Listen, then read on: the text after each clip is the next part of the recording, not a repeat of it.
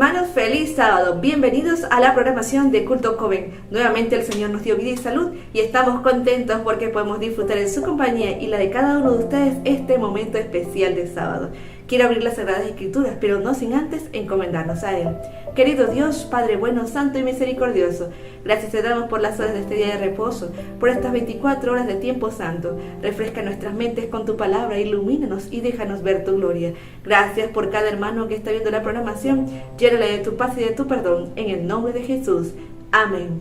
Hay un salmo muy interesante y es el Salmo 51. El Salmo de confesión y perdón. ¿Lo has leído alguna vez? Comparto contigo lo que nos dice. Dios, ten compasión de mí, conforme a tu amante bondad, conforme a tu inmensa ternura, borra mis transgresiones. ¿No quisieras tú también que el Señor borrara tus transgresiones? Yo sí. Por eso es necesario que podamos llevar delante de Él nuestras confesiones, nos arrepintamos para que ese registro en el cielo pueda tener al lado de nuestra falta la palabra perdonado. Jesús quiere perdonarte, quiere darte un nuevo comienzo. Es por eso que te invitamos a disfrutar de la programación de hoy, que hemos preparado para honrar a nuestro buen Dios y también con mucho cariño, para que sirva de alimento espiritual para cada uno de ustedes. Es momento de ver la programación de AR Canal.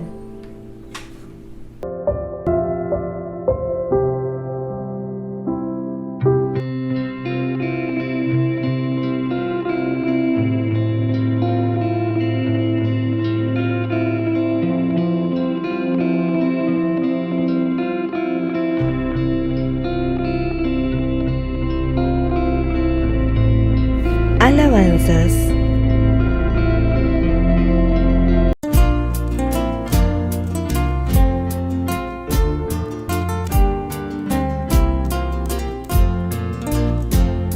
Sonreíd el rostro, iluminad, levantad las manos al Creador, vuestras manos estrechad, qué felicidad.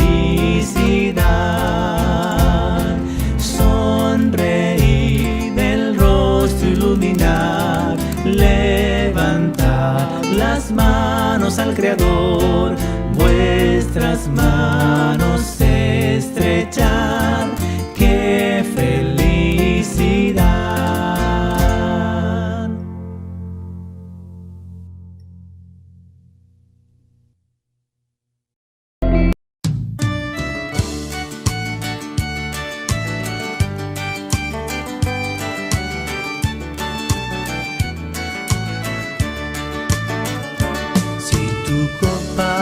Rebosa de amor, si tu copa rebosa de amor, es más fácil orar, obedecer y cantar. Y si tu copa rebosa de amor, en Jesús encontré salvación,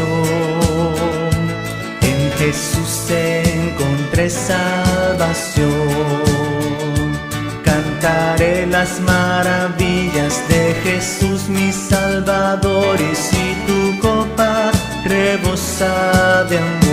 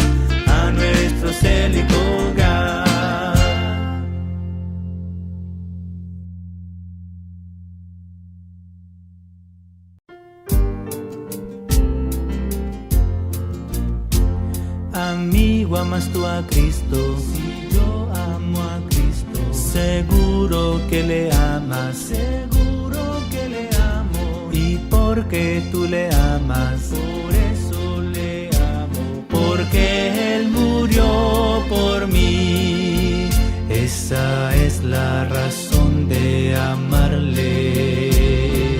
Oh, cuánto amo a Cristo, oh, cuánto amo a Cristo, cuánto amo a Cristo, porque Él murió por mí.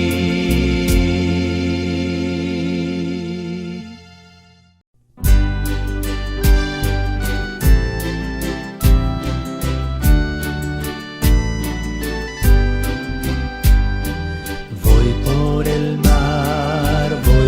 el mar, Cristo mi piloto sé, guíame tú al navegar hacia el mar de cristal. Solo Cristo mi guiador será, por su grande amor mi alma inundará. Voy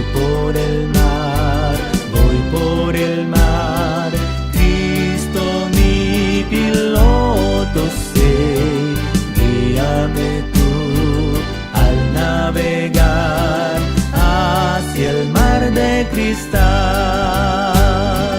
Solo Cristo mi guiador será, por su grande amor mi alma inundará.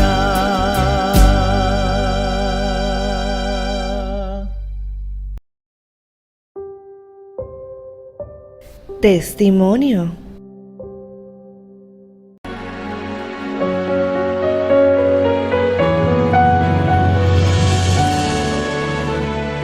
Trabajé durante 5 o 6 años en Sabritas, ahí en Villahermosa.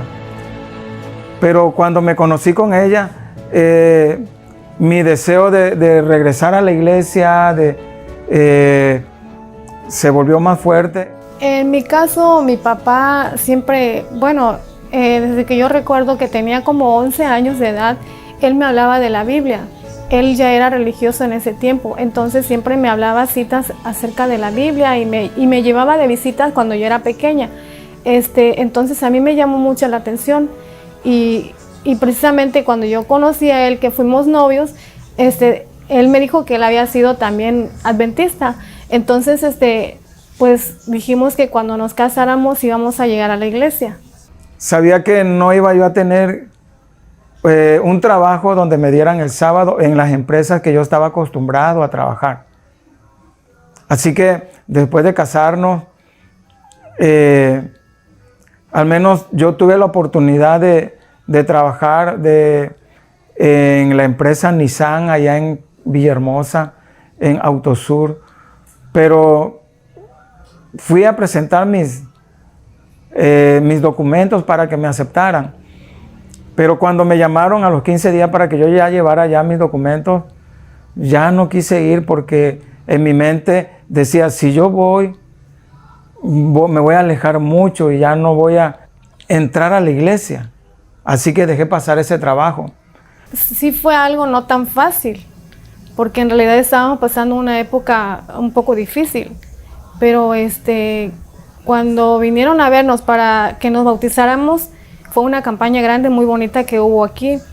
Entonces, pues lo pensamos en ese momento y dijimos como que no podíamos, estábamos tentados a lo del dinero porque iba a ser un buen dinero que iba a tener en pago él en el trabajo, pero pues decidimos confiar en las cosas de Dios. En realidad mi esposa me ha ayudado mucho. Ella fue la que en un inicio me dijo, no, hijo, vamos a bautizarnos y que el Señor nos guíe. Vamos a cerrar los ojos, dice, y que Él nos guíe en este camino. Cuando mi papá murió, nos dejó las placas de taxi en Cárdenas. Y desde entonces trabajo en el taxi. Los viernes en ese tiempo yo me traía el coche aquí y ya regresaba yo a Cárdenas el sábado en la noche, después de que despedíamos sábado en la iglesia. Ya me regresaba yo a Cárdenas a trabajar y grandemente Dios nos bendecía en ese 3, 4 horas que trabajaba yo en la noche del sábado. Ahora no, ahora trabajo con el chofer yo un día entero y él otro día. Así que yo trabajo los lunes, los miércoles y los viernes. Y el chofer trabaja los domingos, los martes y los jueves. El sábado el coche se para. No habría fidelidad si yo permitiera que el chofer trabajara, no habría fidelidad. Hemos aprendido a confiar en Dios. Y era un poco difícil para mí. Entonces dejé de trabajar y me quedé sin dinero, sin lo que es la entrada mía. Entonces estaba pensando y yo estaba un poco preocupada, pero en el momento que menos lo esperaba, Dios me mandó ese trabajo y hemos visto las grandes bendiciones también. Y yo me doy cuenta que tengo que ser muy agradecida con Dios, porque sin pensarlo, sin estarlo buscando, Él lo mandó aquí a mi casa, porque aquí vino esa persona. Y hasta ahora estamos siendo bendecidos, y Él también, porque Él no es de la iglesia y Él nos ha estado acompañando de visita a la iglesia. Es nuestra visita, como quiere decir.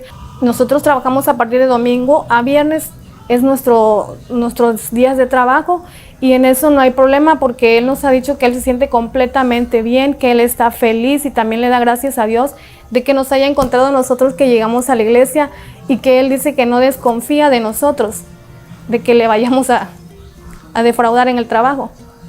El texto bíblico que a mí me ayudó mucho a entender es San Mateo 6:33. Dice: mas buscad primeramente el reino de Dios y su justicia, y todo lo demás vendrá por añadidura. No solamente de que nos bautizamos, sino de siempre nos ha mostrado su amor hacia nosotros, su misericordia, y solamente faltaba que nosotros aceptáramos ese amor y esa misericordia. Siento que tengo que entregarle más a mi Dios todavía, porque me doy cuenta cómo es grande y que Él está siempre pendiente de las cosas que nosotros necesitamos.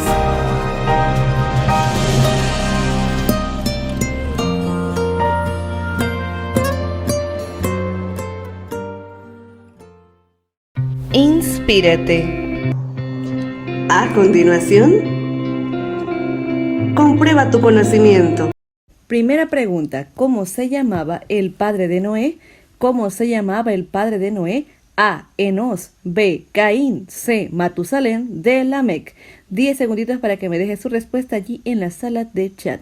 ¿Quién era el padre de Noé? ¿Enos, Caín, Matusalén o Lamec? Dice la Biblia que el padre de Noé se llamaba Lamec. Génesis 5:28 al 29 lo menciona de esta manera. Siguiente pregunta: ¿cómo se llamaba el hermano de Jesús que fue líder de la iglesia de Jerusalén? ¿Cómo se llamaba el hermano de Jesús que fue líder en la iglesia de Jerusalén? A. Jacobo. B. Felipe. C. Judas. D. Matías. ¿Cómo se llamaba el hermano de Jesús que fue líder en la iglesia de Jerusalén? 5 segunditos para que me dé su respuesta. Opción A, B, C o D. Dice la Biblia que el hermano de Jesús se llamaba Jacobo, según el libro de Gálatas capítulo 1, verso 19. Siguiente: ¿cuántos animales hablaron en toda la Biblia? ¿Cuántos animales hablaron en toda la Biblia? A. 5 animales. B. 4 animales. C. 3 animales. D. 2 animales. ¿Cuántos animales registra la Biblia que tuvieron la facultad de hablar, aunque sea de forma temporal? 5, 4, 3 o 2. ¿Qué nos dice usted? Dice la Biblia que exactamente fueron 2 animales. Uno se encuentra en Génesis 3, que fue la serpiente, y en Números 22, 28, la burra de Balaam. Continuamos. Pregunta número 4. ¿Cuántos años vivió Nabucodonosor como una bestia? ¿Cuántos años vivió Nabucodonosor como una bestia? A. 3 años. B. 5 años. C. 7 años. 10 años. Opción D. ¿Cuántos años fueron? 3, 5, 7 o 10. Puede participar junto a su familia dejando allí en la sala de chat la opción que usted considere que tiene la respuesta correcta. La Biblia menciona que fueron 7 años. Daniel 4:32 nos los da por referencia. Siguiente pregunta. ¿En qué lugar David venció a Goliat? ¿En qué lugar David venció a Goliat? Armagedón, Valle de Ela, Monte Carmelo, Valle Megiddo. Opción A, Armagedón. B, Valle de Ela. C, Monte Carmelo. D, Valle Megiddo. ¿Qué dice su Biblia? ¿Ha leído usted la historia? ¿En qué lugar David venció a Goliat? ¿Dónde estaban acampados los ejércitos? Pues la Biblia menciona que en el Valle de Ela, en 1 de Samuel 17:2, nos menciona que este era el lugar donde estaban acampados. Siguiente. ¿Quién de estos hombres no fue hijo de Jacob? ¿Quién de estos hombres no fue hijo de Jacob? A, Neftalí. B, Zabulón. C, Eleazar. D, Aser. ¿Quién de estos hombres no fue hijo de Jacob? Según la Biblia, el que no pertenece a los hijos de Jacob es Eleazar. Siguiente. ¿Cómo se llamaba el árbol al cual se subió Zaqueo para poder ver a Jesús? ¿Cómo se llamaba el árbol al que se subió Zaqueo para poder ver a Jesús? A, abeto. B, sicómoro. C, cedro. D, álamo. ¿Cómo se llamaba el árbol al que se subió Zaqueo para ver a Jesús? Abeto, sicómoro o cedro. Álamo, ¿cuál era? Opción A, B, C o D. Dice que se subió a un sicómoro. Lucas 19:4 así lo menciona. Pregunta 8. ¿Cómo se llamaba el padre del profeta Jonás? ¿Cómo se llamaba el padre del profeta Jonás? A, Hilcías. B, Abiel. C, Amitai. D, Isaac. ¿Cómo se llamaba el padre de Jonás? ¿Qué dice su Biblia? Hilcías, Abiel, Amitai e Isaac. Dice la Biblia que el padre del profeta Jonás se llamaba Amitai. Está registrado en su propio libro, capítulo 1, verso 1.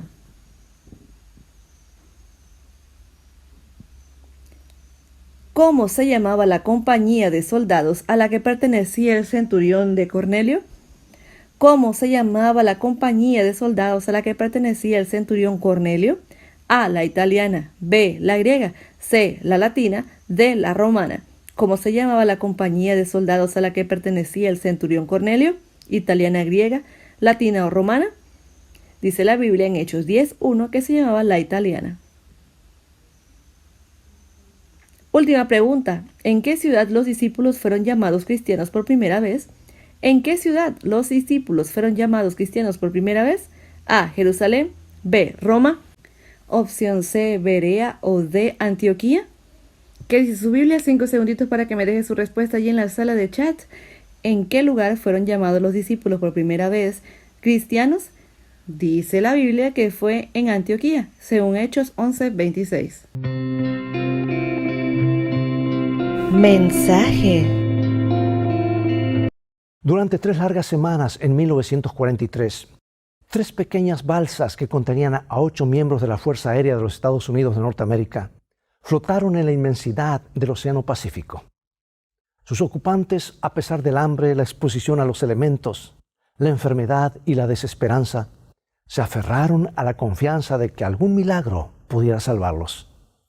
40 años después, un grupo de niños del 6º año primario de la escuela de la ciudad de Ames, en el estado de Iowa, se acordaron de esos héroes y gracias a sus propios esfuerzos heroicos hicieron posible una reunión increíble.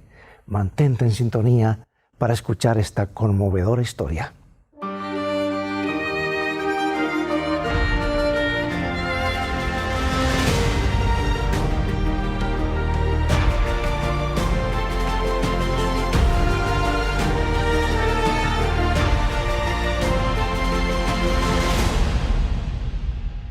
El avión B-17 que llevaba a Eddie Rickenbacker, héroe de la aviación durante la Segunda Guerra Mundial, en el cumplimiento de una misión secreta, se deslizaba por encima de las olas, volando a unos 140 kilómetros por hora.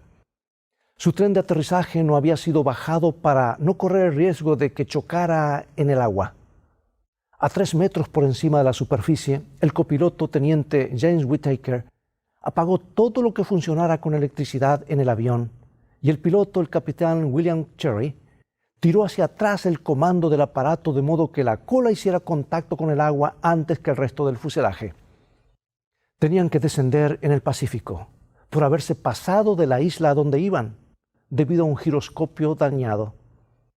El avión cayó en una zanja entre dos olas, pero no pudo rebotar. Después de recorrer no más de unos 10 metros, el aparato se detuvo. El choque fue terrible, pues habían estado moviéndose a cerca de 140 kilómetros por hora. Algunos de los hombres sufrieron golpes y heridas, pero todos sobrevivieron. Rápidamente sacaron las 3 balsas salvavidas inflables del avión y lograron salir de él antes que las olas se tragaran el aparato. Los 8 sobrevivientes ataron las 3 balsas para no separarse unos de otros y luego hicieron un inventario de la situación. Tenían 2 cuchillos, 18 bengalas de señales, 2 pistolas y unos pocos anzuelos y cordeles. Lo que no tenían era agua ni alimentos. En el apuro y la confusión no se habían acordado de las provisiones de emergencia. Su único consuelo eran 4 pequeñas naranjas que alguno de ellos se había echado en el bolsillo antes de salir del avión. Decidieron racionarlas. Cada uno recibiría la 8ª parte de una naranja. Al comienzo todos estaban seguros de que los aviones de rescate los encontrarían antes que cayera la noche o al día siguiente. Pero durante el tercer día, su hambre y sed se hicieron agudas y sus esperanzas comenzaron a disminuir. Y durante el día se protegían del sol abrasador con piezas de su propia ropa y durante la noche se acercaban unos a otros para conservar el calor ante el frío que les calaba los huesos. Los aviadores se dieron cuenta de que habían caído en uno de los lugares poco frecuentados del Pacífico, alejado de las islas, las instalaciones militares o las rutas de navegación. Pero al 4.º día sucedió algo completamente inesperado. Una golondrina de mar que venía volando se paró en la cabeza de Eddie Rickenbacker. Todos se quedaron inmóviles mientras el ave los miraba curiosa. Poco a poco, muy cuidadosamente, Rickenbacker fue subiendo su mano y acercándola al ave hasta que por fin, con un brusco movimiento final, la atrapó de las patas. Cuidadosamente cortaron el ave en 8 porciones y cada uno comió la suya, masticando con toda deliberación la carne dura y apestosa del pájaro marino, pero recordando que su vida dependía de ella. Pero lo más importante fue que pudieron usar los intestinos del ave como carnada. Ahora ya podrían pescar. Sin embargo, sus tribulaciones no habían terminado. Todavía siguieron muchos días de hambre y sed devoradora. Pero los 8 aviadores hallaron un Nuevo Testamento de bolsillo que uno de ellos, llamado Johnny Bartek, siempre llevaba consigo. Y su lectura les dio mucho ánimo.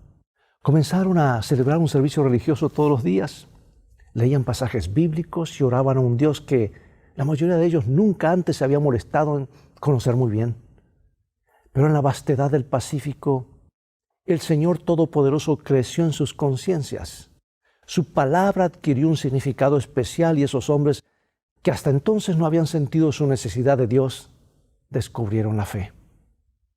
Finalmente, después de 21 largos días, en forma providencial, todos los hombres menos uno fueron rescatados. 3 de esos sobrevivientes estaban destinados a encontrarse en forma notable en el año 1984. Todo comenzó cuando Susana Kelly se puso a leer con su clase de 6º grado primario el libro Creíamos oír cantar a los ángeles, escrito por James Whittaker. Los niños y ella se sintieron muy conmovidos por ese épico relato de supervivencia. Y al terminar una de las sesiones, un niño llamado Travis, dijo: ¿queda vivo alguno de estos hombres? Y con esa pregunta la señora Kelly se dio cuenta de que podía desarrollar un excelente proyecto para la clase, a saber, descubrir qué había pasado con los sobrevivientes. Y pronto supieron que Rickenbacker, su ayudante, y James Whittaker habían muerto años atrás. En cuanto a los demás tripulantes del avión, lo único que sabían era lo que mencionaba el libro. 2 ciudades, Fort Worth y Oakland, y un estado, New Jersey. No parecía que sería posible trazar la pista de los sobrevivientes contando con tan escasa información. Pero los niños estaban ansiosos de probar. Esos aviadores que flotaban en las balsas salvavidas en medio del Pacífico se habían convertido en sus héroes personales. Su valor y calma ante las horrendas circunstancias parecían materia de leyenda. Y la posibilidad de hacer que esos aviadores cobraran vida los desafiaba. Así fue como los alumnos del 6º año primario de la señora Kelly se pusieron a leer guías telefónicas en la biblioteca pública de Ames. Cuando escuché esta historia de esos niños empeñados en revivir la gesta de esos héroes, me sentí muy impresionado. Y me puse a pensar en otros héroes y otros esfuerzos que se han hecho para lograr que el pasado se vuelva algo vivo e inmediato. ¿Sabes que nuestras Biblias están llenas de héroes, llenas de hazañas, de personajes como Daniel en el foso de los leones, David contra Goliat, Moisés oponiéndose a Faraón? Este material es legendario. Y desde luego Jesús es el héroe máximo, tanto por el valor sin par que desplegó en su vida como por su heroica muerte en la cruz. Por desgracia, estas historias no parecen muy reales al leerlas. Son demasiado familiares. Y resulta que las brumas del ayer y la distancia que nos separa del lugar de los hechos conspiran para acallar su voz. No nos hablan con la misma claridad que cuando éramos niños y escuchábamos con ojos muy abiertos a nuestros maestros en la iglesia. La pregunta es, ¿cómo podemos lograr que esos personajes bíblicos cobren vida en nuestra imaginación? Es necesario resolver ese problema por causa de tantas personas para quienes la Sagrada Escritura ha perdido su capacidad de conmoverlas e iluminarlas. ¿Cómo la palabra de Dios hablada en el pasado cobra vida en el presente? Bueno, respecto a esto, nos complace anticipar que en Escrito está, tenemos una hermosa variedad de estudios bíblicos para descubrir cuánta importancia tiene la palabra de Dios para nuestra generación. Son herramientas indispensables para afrontar con éxito los desafíos de la vida cotidiana. Y al terminar este programa, no olvides entrar en nuestro sitio de internet para obtenerlos gratuitamente. Ese grupo de estudiantes de la ciudad de Ames, empeñados en ubicar un puñado de héroes de la Segunda Guerra Mundial, también nos ofrece una valiosa clave para descubrir los tesoros de la Sagrada Escritura. A fuerza de investigar guías telefónicas en aquellos días en la biblioteca pública y de seguir pequeñas pistas aquí y allá a lo largo del país, lograron ubicar a 3 de los aviadores: el piloto William Cherry, el ingeniero de vuelo Johnny Bartek y el radiotécnico James Reynolds. Casi lo primero que hizo Reynolds fue preguntar cómo podría comunicarse con Cherry y Bartek. Y fue a raíz de eso que estos jóvenes superdetectives de 6º año de primaria llegaron a una importante decisión: celebrar una reunión de los 3 aviadores allí en Iowa. Cherry, Bartek y Reynolds accedieron con entusiasmo. Y los jovencitos pasaron meses preparándolo todo para el gran día, donando su propio dinero para afrontar los gastos. Su aula de clase, la número 14, fue decorada con mapas, manuales, fotografías relativas a los 3 hombres y a su conmovedora aventura. Finalmente, el 17 de abril de 1985, los 3 sobrevivientes aterrizaron en un Boeing 727 en el aeropuerto municipal de Des Moines. Y ante una entusiasmada multitud que presenciaba la escena, los 3 héroes salieron de las páginas de la historia para transformarse en realidades de carne y hueso. Todos aplaudían, los alumnos del 6º año lanzaban vítores y un guardia de honor de la Fuerza Aérea presentó su saludo.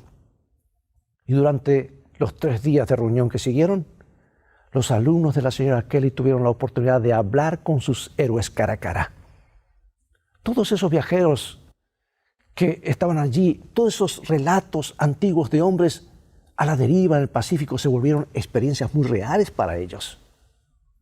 Vieron a los ex aviadores hacerse bromas entre sí y ponerse al día en lo que les había sucedido después de la guerra.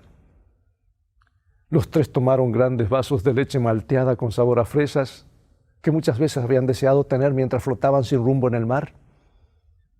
Y los alumnos de la clase y los aviadores forjaron una amistad muy especial. El piloto Cherry les escribió más tarde para agradecerles por la reunión más maravillosa que se puedan imaginar. Nunca he conocido, decía la carta, jóvenes que tengan tantos deseos de aprender. Cuando bajé del avión y vi los simpáticos rostros de todos ustedes, sentí un nudo en la garganta. Y cuando nos estamos despidiendo, las lágrimas me brotaron nuevamente.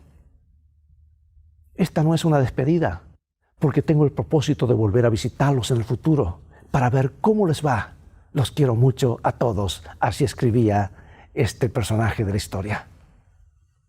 Esta reunión extraordinaria produjo amistades perdurables. Hubo visitas, cartas y regalos.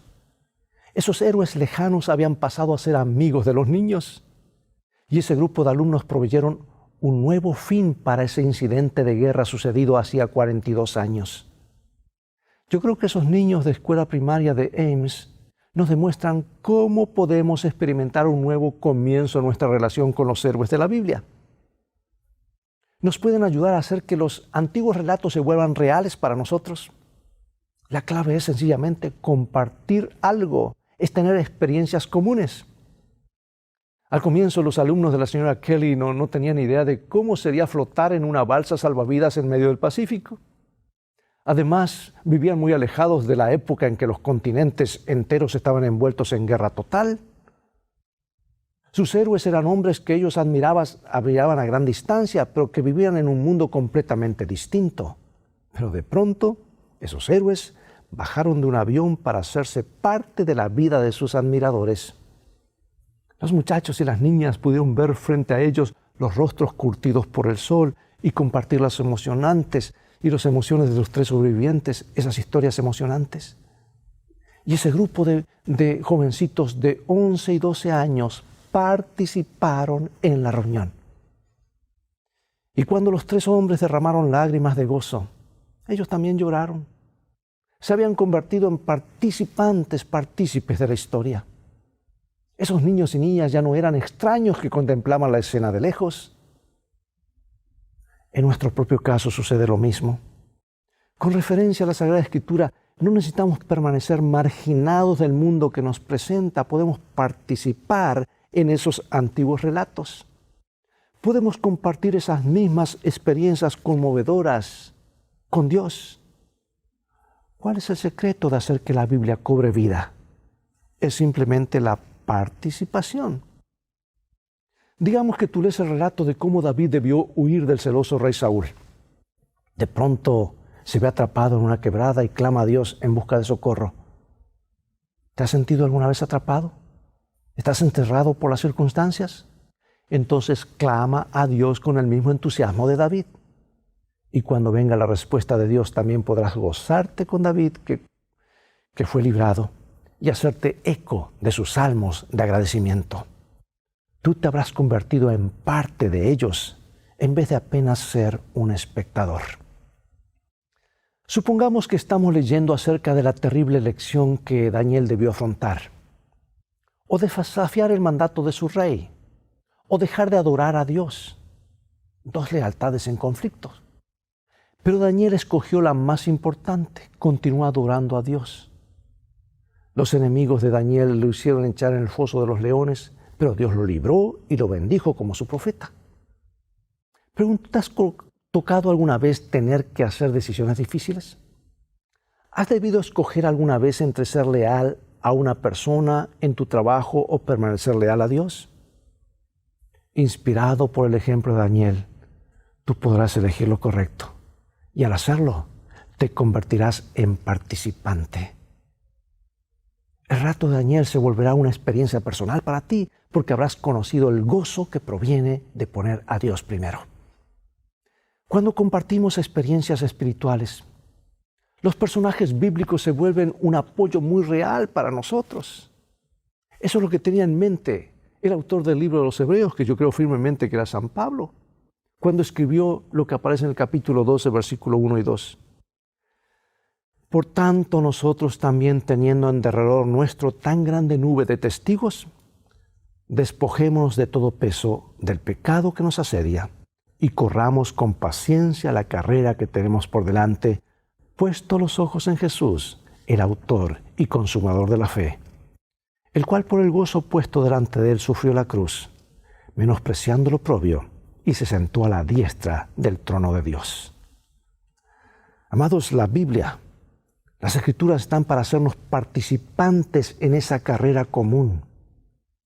La Sagrada Escritura es una realidad viviente en la cual podemos entrar. Jesús dijo, las palabras que yo os he hablado son espíritu y son vida. Y en Hebreos se describe la Biblia como viva y eficaz, más cortante que cualquier espada de dos filos.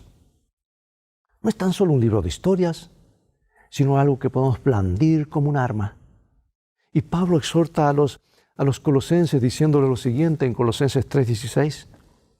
La palabra de Cristo more en abundancia en vosotros, enseñándoos y exhortándoos unos a otros en toda sabiduría, cantando con gracia en vuestros corazones al Señor, con salmos e himnos y cánticos espirituales.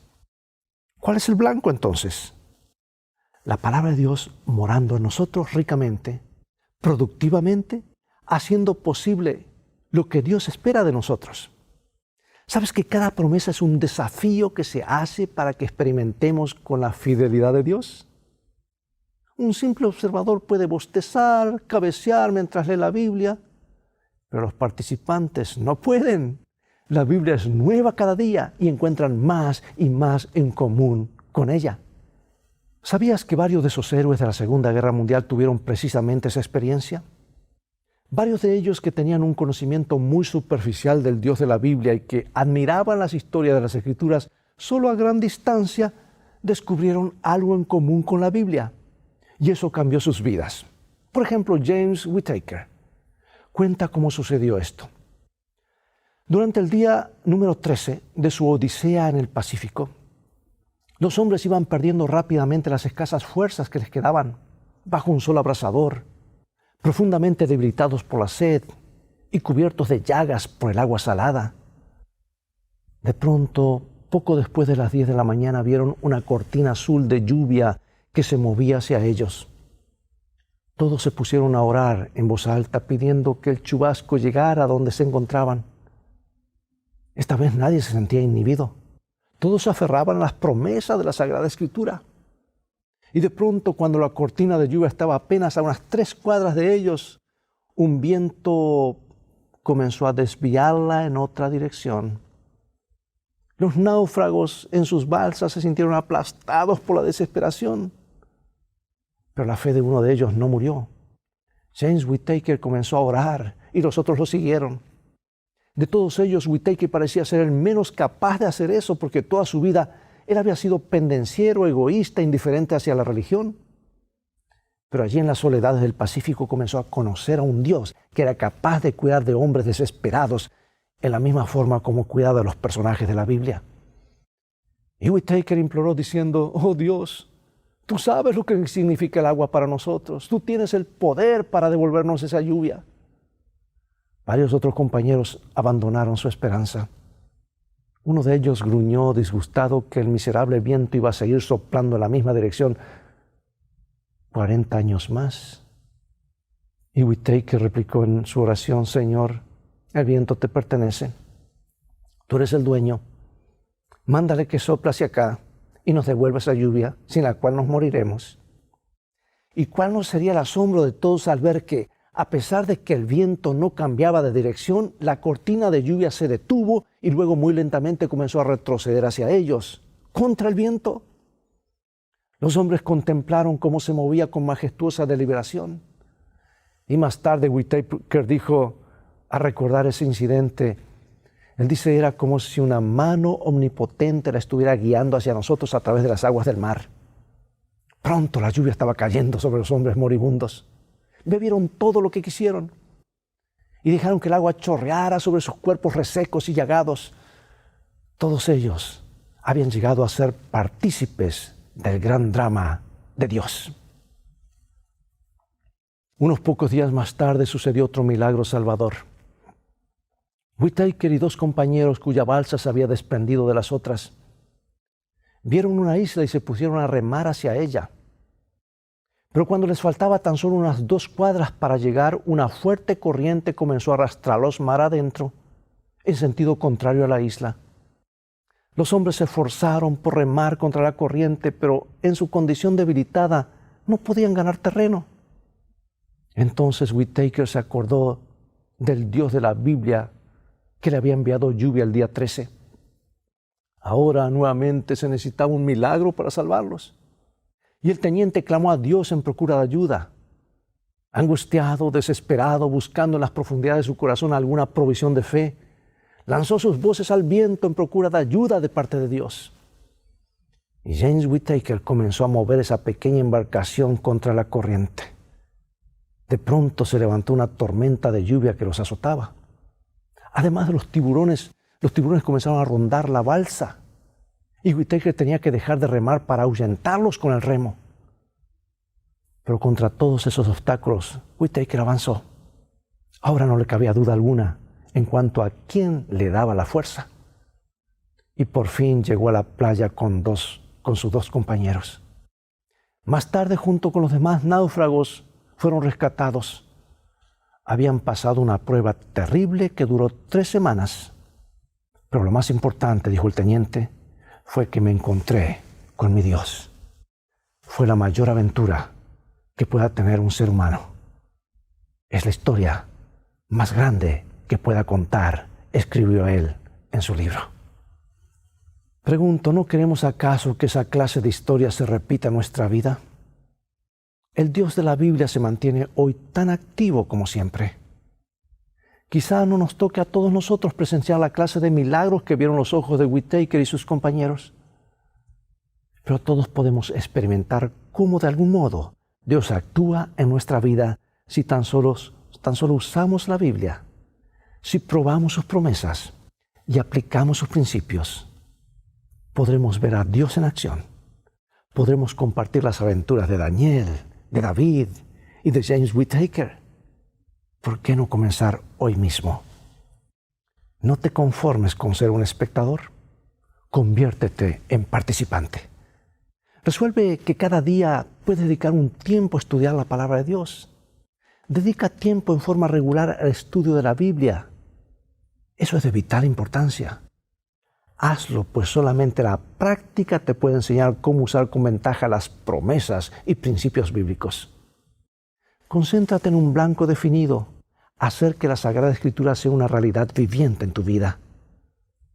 Participar en esta aventura significa la mayor bendición. Entreguémonos a la búsqueda de un conocimiento más profundo de Dios a través de su palabra. Oremos.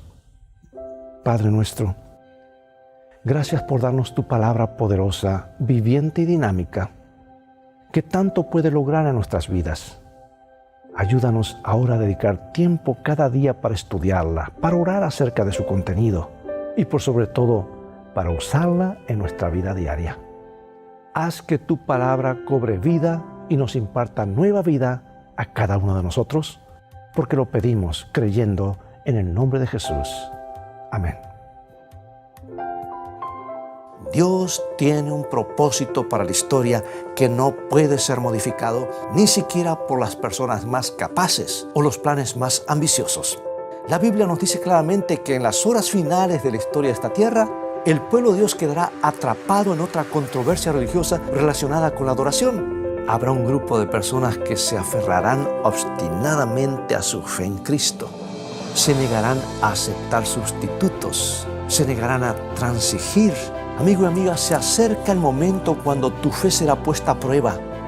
Un momento cuando el mundo te exigirá, so pena de muerte, que actúes en directa violación a la ley moral de Dios. Pero la promesa de Dios es que en el momento en que pises dentro del horno, Él estará allí. ¿Estarás tú de parte de la verdad?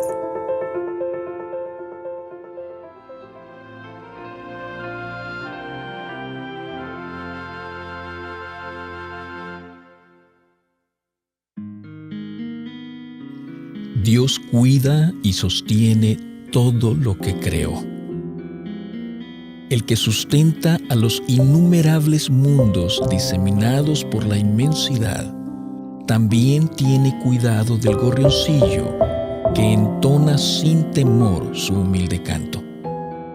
Cuando los hombres van a su trabajo o están orando, cuando descansan o se levantan por la mañana, cuando el rico se sacia en el palacio o cuando el pobre se reúne con sus hijos alrededor de su escasa mesa, el Padre Celestial vigila tiernamente a todos.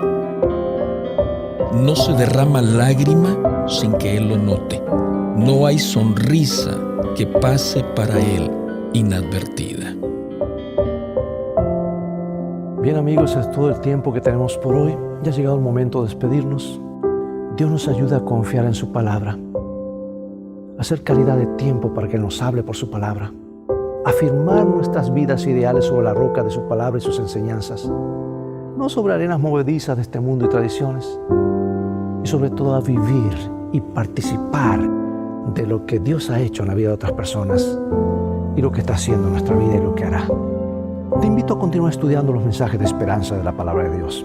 Así que visítanos en nuestro sitio de internet escritoestá.org, donde podrás obtener una variedad de estudios bíblicos que te ayudarán en tu crecimiento espiritual. Mientras tanto, Dios te bendiga y te guarde. Y recuerda, escrito está, no solo de pan vivirá el hombre, sino de toda palabra que sale de la boca de Dios.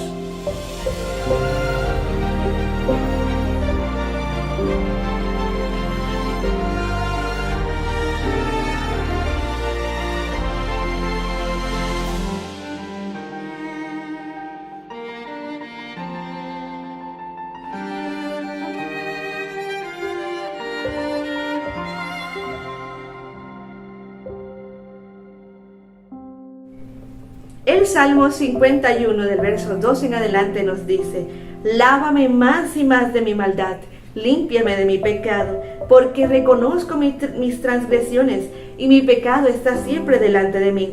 Contra ti he pecado e hice lo malo ante tus ojos, pues tú eres justo cuando hablas y sin reproche para juzgar.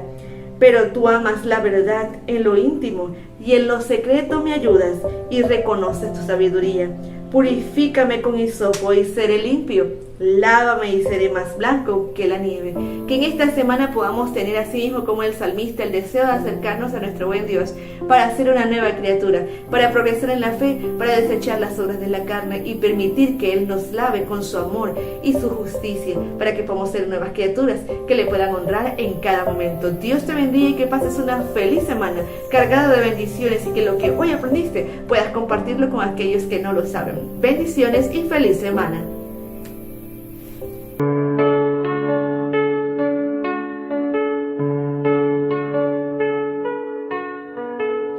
En lo alto brilla la luz de Jesús. El amor de Cristo es sin par. Su poder es infinito y está lleno de virtud. No tendré temor si Él conmigo va. El amor de Cristo es incomparable, su poder inigualable. ¿A quién temeré si a mi lado va? Con Él la victoria alcanzaré. Conmigo,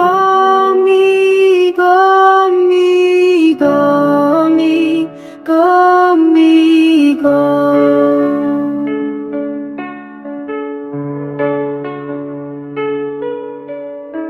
En la tormenta Jesús es mi paz, y en la oscuridad siempre serás mi luz. Su amor eterno nunca me faltará. Con Jesús nunca más temeré. El amor de Cristo es incomparable, su poder quien temeré? Si a mi lado va con él la victoria, alcanzaré, alcanzaré, alcanzaré.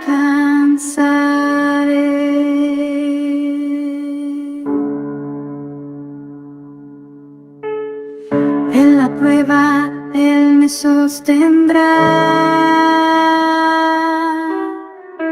en la batalla Él peleará. Su amor me envuelve con gracia sin igual. A Él mi corazón rendirá.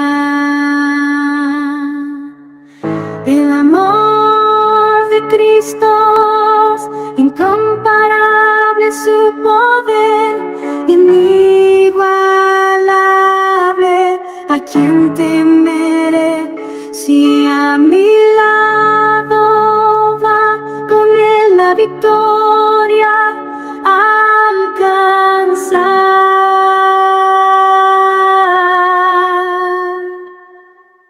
El amor de Cristo es incomparable, su poder inigualable. ¿A quién temeré si a mi lado va con él la victoria? Alcanzaré.